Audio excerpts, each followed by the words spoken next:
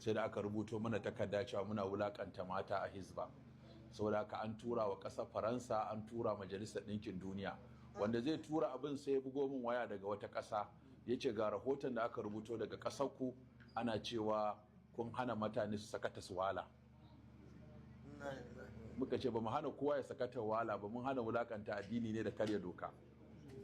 Wallahi ya ce min ya canza rahoton yanzu, ya rubuta musu cewa Hizba doka ce ta kafa ta, kuma Hizba ba ta da kurkuku, ba ta da ɗan sanda, ba ta ɗaura kowa.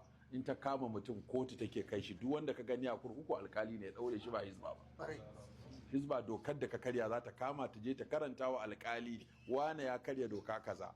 Ita kuma hukuma in ta gamsu da hujjojin Hizba sai ta kai mutum kurkuku, in ba ta gamsu ba sai ta sake shi.